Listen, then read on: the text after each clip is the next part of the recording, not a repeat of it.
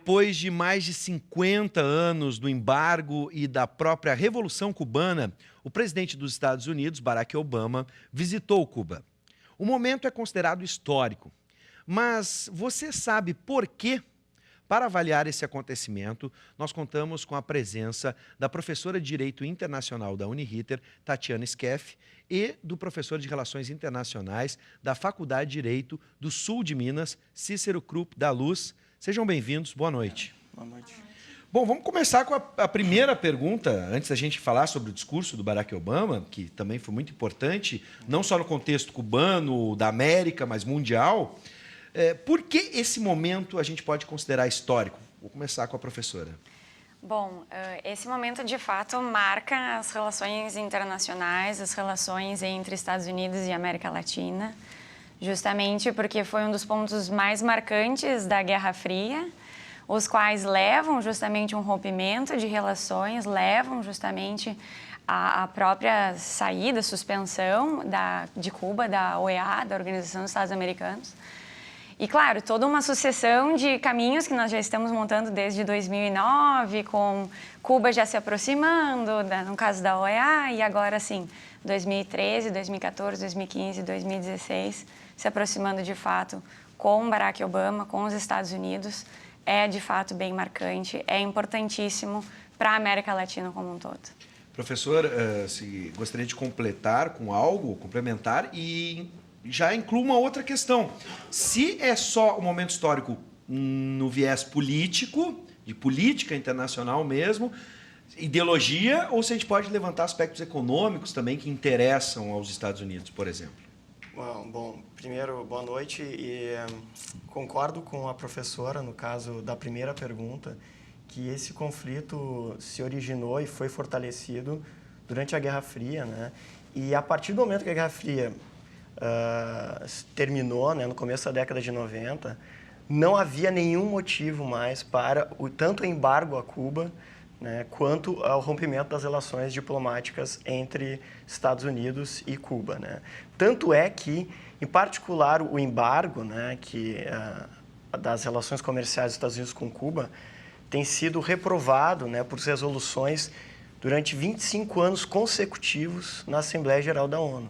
Tá? Em particular, no ano passado, tá, dos 193 Estados-membros da ONU, 191 votaram contra o embargo econômico a Cuba. Tá? Só 2 estados votaram a favor, Israel e Estados Unidos, né, que são os 2 amigos inseparáveis. Então, isso mostra a gravidade. Olha, todo o sistema internacional está dizendo, olha, o embargo tem que terminar e as relações precisam ser reatadas. Uma das principais questões, então, é o embargo, porque isso afetou gravemente a população civil cubana e o objetivo que ele tinha, que era tirar os irmãos Castro do poder, não houve. Então, o embargo, ele, além de ser socialmente insustentável, politicamente sustentável, ele também é ilegal, né? A Convenção de Guerra Marítima, né, que é a Declaração de Londres de 1909, né, ela declara que em situações de paz todo embargo econômico é ilegal, é ilícito. Isso também embasa as resoluções da ONU, no caso, contra o embargo econômico e o distanciamento entre Cuba e Estados Unidos. Em particular, sobre a tua pergunta, para mim, eu acredito que vai desenvolver, sim, um certo intercâmbio comercial entre Estados Unidos e Cuba. Se tu fores prestar atenção nos discursos do Obama, né, todos os momentos ele fala empresas americanas, American Private Business, né, foi a maior comitiva americana de todo o governo Barack Obama, de deputados, são como 40 deputados republicanos e democratas, tá? Mais de 100 empresários que vieram junto, teve um jogo de beisebol, né, entre Tampa Bay e Cuba, quer dizer, existe uma série de iniciativas para retomar, são 150 quilômetros entre Miami e Havana. Então, é uma coisa inacreditável. E, por fim, uma questão interessante, né, na questão comercial, é que para o Brasil nós podemos ter efeitos muito interessantes, né? O Porto de Mariel, né, que foi inaugurado, né, em outubro de 2014, com investimentos do BNDES, né, investimentos que o Brasil concedeu isso, vão ter talvez, né, finalmente um grande atrativo ali, porque é uma zona de econômica exclusiva, né, é uma zona que empresas internacionais vão poder ter seus negócios ali, com certeza a gente vai ter até mesmo para o Brasil benefícios importantes. Sim. Agora ficou claro que o embargo ainda não terminou e que existe um processo ainda a ser feito dentro do Congresso americano. Claro. Mas vocês poderiam cravar de que isso vai acontecer imediatamente, na medida em que o presidente é uma representação importantíssima dentro dos Estados Unidos? Vai ter pressão e até mesmo essa comitiva pode exercer essa pressão? De modo algum, eu diria que seria algo para acontecer nos próximos meses, né? Provavelmente isso vai acabar ficando para talvez um próximo mandato de um próximo presidente americano. Porque o que acontece? Na década de 90 que nós tivemos, de fato, a colocação legal desse embargo, né? Foi o próprio presidente Bill Clinton que assinou uma lei em 96, determinando digamos, um embargo mais rigoroso em relação a Cuba, fazendo, de fato, esse distanciamento ficar ainda maior, né? Sobretudo para que Cuba sentisse os efeitos de agora nós não estamos mais no ambiente de Guerra Fria, então nós não temos mais a União Soviética para ter um suporte, então o que a gente acaba tendo? Um distanciamento maior. E justamente para tentar tirar justamente os irmãos Castro do poder, o que não acontece. Só que no Congresso americano isso se torna bem complicado, porque uma vez aprovada essa lei, para que haja, de fato, o levantamento do embargo, o Congresso americano precisa autorizar. Só que para o Congresso americano autorizar, nós precisamos ter algumas mudanças fundamentais em Cuba, as quais, claro, estão no discurso de Barack Obama, em todos os encontros que ele vem realizando, seja ele, seja o John Kerry, no ano passado, sobretudo com a abertura das embaixadas, né? E quais são esses pontos, né? O primeiro ponto marcante é liberdade de imprensa, né, que Cuba deveria trabalhar para ter uma liberdade de imprensa maior. Respeito aos direitos humanos, né? Então aqui nós temos as damas de branco, todas as esposas de políticos presos, né? Também tem uma questão bem importante que há um desrespeito, há de fato uma violação de direitos humanos por parte do governo cubano. Então, por exemplo, se isso não acaba sendo revertido, provavelmente o Congresso americano não vai acabar levantando o embargo. Mas esses esforços realizados pelo Barack Obama, isso acabam atraindo, né, aspectos econômicos para a região, o que acaba sendo de fato interessante. Inclusive, desde a visita do John Kerry o ano passado e esse ano, a gente nota, inclusive, algumas empresas norte-americanas ganhando, né, algumas concorrências internacionais. Tanto que uma rede agora de hotéis americana está investindo, né, somas bem vultuosas em Cuba para refazer alguns hotéis para recepcionar turistas, né? O que antes, por exemplo, era um laço que estava sendo, de certa forma, agenciado junto com a China, né, que é o segundo maior investidor em Cuba até o momento. Agora, eu fico, em cima desse prognóstico, professor, eu fico pensando se a gente não pode ter um retrocesso. Claro que depende do Congresso americano, mas na medida que as eleições americanas estão chegando e a gente tem um dos oponentes do Partido Republicano, né, com uma possibilidade muito grande de chegar, né, à presidência dos Estados Unidos, Donald Trump. E eu fico pensando com os discursos dele se a gente não pode até dar um passo para trás na medida em que ele pode se posicionar contrária. Até mesmo eu não visito, o Barack visitou, mas eu não visitarei Cuba, enfim. Sem dúvidas, né? Se o Donald Trump for eleito, vai ser o maior desastre para a política externa americana e mundial. Olha, sem data para voltar atrás para saber o tamanho do estrago, né? Vai ser ruim para os Estados Unidos e para o mundo inteiro, porque o maior chefe de Estado do maior país do mundo, para os mais hegemônicos, vai ter uma pessoa que não tem nenhuma habilidade política, não tem nenhuma visão de direito global, de visão humanitária, vai ser um horror. Mas, dentro dessa perspectiva, que é muito difícil que aconteça, tá? Qualquer opositor democrata, sendo Sanders, que seria, então, também um azarão, ou a Hillary Clinton, hoje, na perspectiva, ganhariam do Donald Trump, né? Porque ele tem uma rejeição muito alta.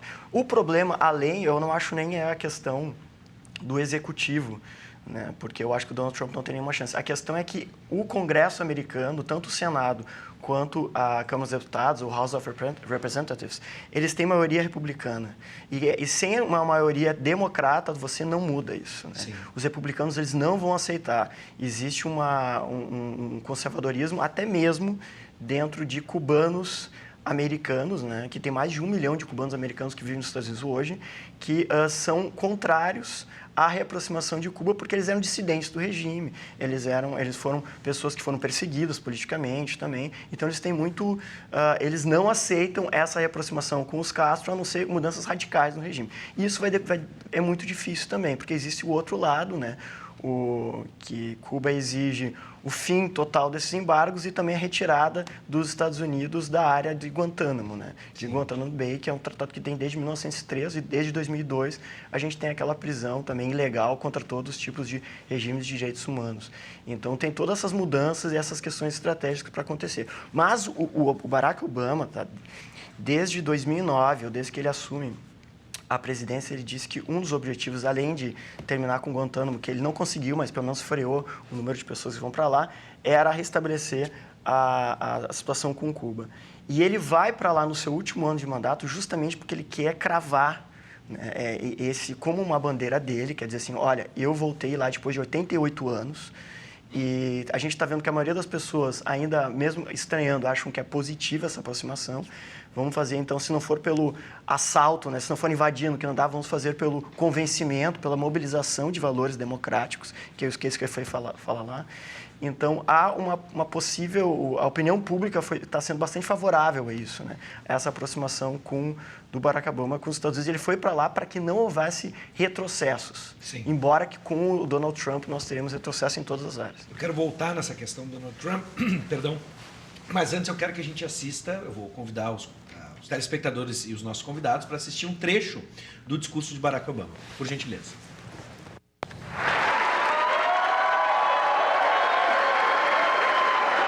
Ao abrir o discurso, Obama pediu permissão para comentar os ataques terroristas na Europa. Ele prometeu ajudar nas investigações para encontrar os responsáveis das explosões. Depois, Obama falou para o povo cubano. Citou pelo menos 30 vezes a palavra democracia. Pediu liberdade de expressão, liberdade política e religiosa na ilha comunista. Eu acredito que todos devem ser iguais perante a lei, que não devem ter medo de falar o que pensam, de praticar a fé e que votem em eleições democráticas. Os direitos humanos são universais para americanos, cubanos e todo mundo, afirmou Obama.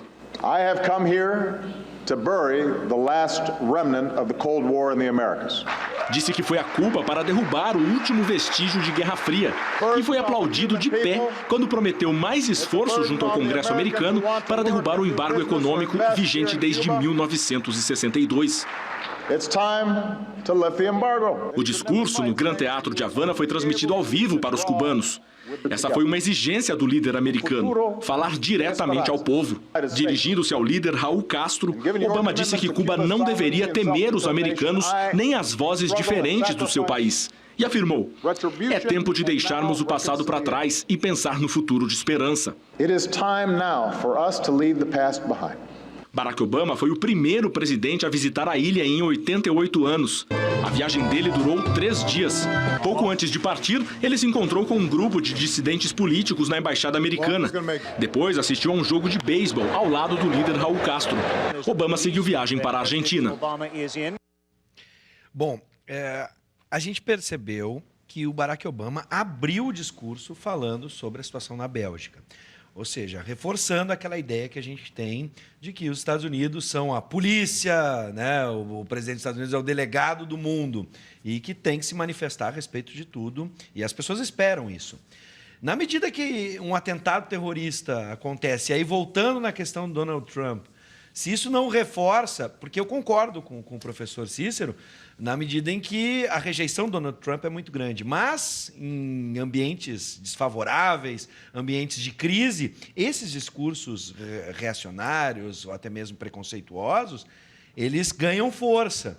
Então eu fico sempre com medo de que as coisas possam se desenrolar de tal maneira, onde o que parece que não vai acontecer, de repente, como o professor disse, pode acontecer um desastre. Essa interpretação, primeiro, né, do discurso do Barack Obama, está em Cuba, mas, antes de tudo, precisamos falar do que está acontecendo no mundo. Professora. Pois é. Na verdade, qualquer acontecimento que surge no plano internacional, que acaba impactando direto ou indiretamente, os Estados Unidos ele se manifesta, né? Por que esse fato foi relevante, por que ele devia se manifestar? as pessoas na Bélgica agora estão em Spring Break. Nós tínhamos diversos americanos, inclusive, participando de algumas conferências no Parlamento Europeu. Ou seja, nós tínhamos muitos americanos naquela cidade também, né? Então, claro, bombardear um metrô, bombardear o aeroporto em que as pessoas estavam transitando, acabava afetando indiretamente os Estados Unidos, né? Mas eu digo assim, começar o discurso, né? Começar o discurso falando sobre os atentados é algo já previsível, né? Ele não poderia se abster de falar. Mas tu sabes que, em relação a esses discursos reacionários e o que o Trump tem lançado na própria população, o que é totalmente o oposto do que o Obama se posiciona, o que o Partido Democrata se posiciona, de uma forma geral, é bem interessante. Mas eu diria mais interessante ainda o próprio concorrente do Donald Trump, do Partido Republicano, que o Marco Rubio, que é o grande concorrente dele, ele tem ascendência cubana.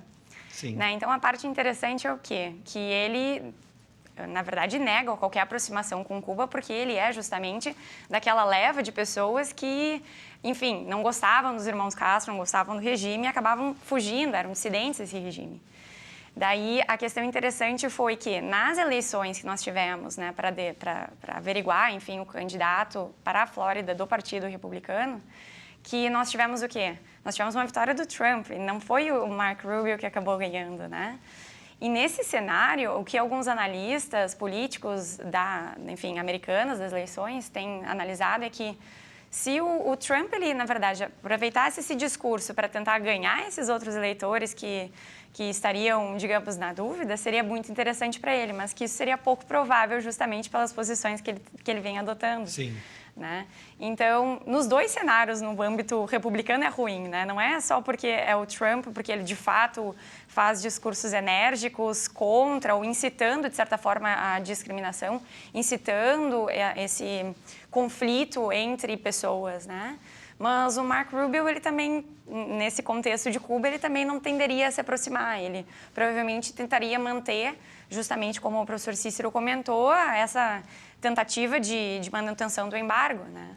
Então... Eu fico pensando, professor, se tanto o discurso como a visita acabam ambos reforçando o protagonismo americano que a gente sempre levanta ou denuncia quando se trata de política mundial, e especialmente em conflitos, né? Sim, mas nesse caso não há nenhuma surpresa, e eu acho que até a gente tem relativa sorte, assim, de ter o Barack Obama nesses momentos, assim, porque ele é uma pessoa extremamente razoável, assim, e o plano dele, né, sempre foi esvaziar tanto o Afeganistão quanto Guantánamo Bay e ter uma outra política de segurança com o terrorismo e com o mundo, assim, né? A questão é que quando a gente trata de instituições muito fortes, tá? Da maior democracia no mundo ininterrupta, né? São mais de 220 anos, a vontade presidencial, ela não é tão simples de ser realizada, né? Ela precisa passar por uma série de ingerências, né? Uma série de estruturas para que ela se realize, né? Existem preferências internas de atores importantes que minimamente precisam ser respeitadas, né? Então, há essa dificuldade inicial, né, do Obama e também essa responsabilidade, né? É muito importante ele se pronunciar, porque está dizendo que ele está atento, né? Que os Estados Unidos estão, enfim, preocupados com essa situação. Mas o que eu achei mais interessante depois, eu não sei se você também acompanhou, a entrevista que ele deu durante o jogo de beisebol, que perguntaram para ele assim, mas presidente, então o senhor está aqui, né, assistindo o jogo de beisebol e poderia acabou de ter um ataque terrorista e o senhor podia estar em segurança aqui, daqui a pouco pode acontecer uma coisa aqui dentro. Ele disse, não. A forma que nós devemos encarar o terrorismo, e eu acho que a gente poderia passar isso para uma série de outras mensagens, né, do medo, às vezes, da população com segurança, esse tipo de coisa, sempre que a gente vai lutar contra o terrorismo, a gente tem que pensar que o objetivo deles é gerar medo e pânico na população e tirar-nos do nosso cotidiano, das vidas cotidianas. E a gente tem que enfrentar isso com coragem e responsabilidade, mas com coragem e continuar vivendo, fazendo aquilo que a gente deve fazer. Por isso que eu vim aqui no jogo, para continuar e demonstrar que nós não estamos com medo. Né? Então, prestar solidariedade, qualquer chefe de Estado deve fazer. Né? A questão, às vezes, é sobre o protagonismo quando chama para as luzes, né, das suas ações, o que pode ou não fazer. Né? Agora vamos mudar de foco, vamos trocar o esporte ali, a luz estava em cima dos Estados Unidos. Vamos passar para Cuba agora. O que de efetivo pode acontecer com a população cubana? Mudanças sociais, Alice falou em liberdade de imprensa, a gente pode esperar alguma transformação do outro lado também, agora partindo de Cuba e do governo Castro? Pois então, para que de fato a gente tenha essa aproximação completa, né, como eu havia comentado, a gente precisa também ter mudanças nas próprias instituições cubanas. A gente precisaria ter uma sociedade que pudesse eleger o seu próprio líder, enfim, não fosse algo impositivo. Sendo essa, inclusive, uma das falas do próprio Obama durante o discurso dele, né? Inclusive, falando em espanhol para a população, eu achei bem interessante. Mas o que acontece? Cuba, ela tem um cenário bem interessante. Ok, nós temos 11 milhões de pessoas, 11 milhões de pessoas que têm educação superior, em sua grande maioria, mas que tem um salário médio de cerca de R$50 por mês. Né? Então, pessoas também que sofrem de um certo racionamento também de produtos disponíveis em larga escala. Então, para que a gente tenha, digamos, uma modificação estrutural, a gente também precisaria ter esse levantamento, por óbvio, ajudaria a aquecer a economia, melhorar a situação econômica da população. Mas isso precisaria ser gerenciado, né? Porque se fosse uma mudança brusca, talvez a gente também não conseguisse, de certa forma, fazer com que houvesse uma construção social própria que estivesse aberta para esse novo contexto, né? Então, por exemplo, no momento em que nós temos essa possibilidade, ela deve ser agarrada, mas ela também deve vir com outras preocupações de instituições sociais, né, que preparem a própria população. Vou pegar um tema aqui, professor, o senhor pode complementar, por gentileza, mas assim, o Obama tocou na questão dos direitos humanos. Sim. Cuba teria violado, né, a questão dos direitos humanos, mas certamente Raul Castro pode ter uma visão, ou deve ter uma visão diferente disso. Como conciliar esse impasse, esse ponto de vista a respeito dos direitos humanos, por exemplo? Bom, ainda voltando na primeira pergunta, que eu acho que é interessante, existe uma expectativa bastante grande e uma incerteza muito grande sobre o que acontecerá quando o Fidel Castro e o Raul Castro falecerem, né? E eles estão, o Fidel tem 90 anos de idade, que usou a desculpa, né, eu acredito, de não encontrar o Barack Obama por causa da questão de saúde dele. Mas eu acho que talvez havia aí uma dissidência a respeito do recebimento do presidente dos Estados Unidos no solo cubano. E o Raul Castro tem 84 anos. Então, a gente pode esperar que em algum momento haverá alguma transição de poder, né, em Cuba. E existe a expectativa para onde vai, que tipo de instituições vão acontecer. Outras ações dos Estados Unidos também podem, aos poucos, né, modificar, talvez, novamente voltando ao discurso do Obama, né, que ele falou que a mudança em Cuba deve ser conduzida pelos cubanos. Então, talvez essas mudanças vão ser na medida então que eles estiverem à vontade, né? Mas existem, né, a microfísica do poder já consegue observar várias questões particulares, né? Por exemplo, o aumento de intercâmbio entre estudantes cubanos e americanos, entre Cuba e Estados Unidos. Evidentemente que isso traz valores democráticos, valores de direitos humanos diferentes e que podem, aos poucos, né, construir a forma cubana, né, diante de 60 anos de regime, comunista, como eles vão encarar, qual vai ser o tipo de direitos humanos que eles gostariam de ter, né? Se há violações de direitos humanos, olha, as evidências, né, que nós temos, principalmente com questões políticas, é que elas existem, né, ou que elas existiram. Principalmente a respeito de certas liberdades, né? Mas é que é a nossa maneira bastante particular e ocidental de ver direitos humanos, né? Se a gente for pensar que Cuba é a 62ª maior economia do mundo, tá? Mas está à frente do Brasil no índice de desenvolvimento humano, mais de 15 posições à frente do Brasil, nós somos a 6ª maior economia do mundo, então a gente pode pensar que depende de que direitos humanos a gente está falando. A gente está falando de índice zero de analfabetismo, a gente tem 18% de analfabetos, né? A gente falou de níveis muito grandes de ensino superior, a gente fala que níveis de direito relacionado à saúde também excelentes. Então, existem direitos bastante importantes que são relevados lá.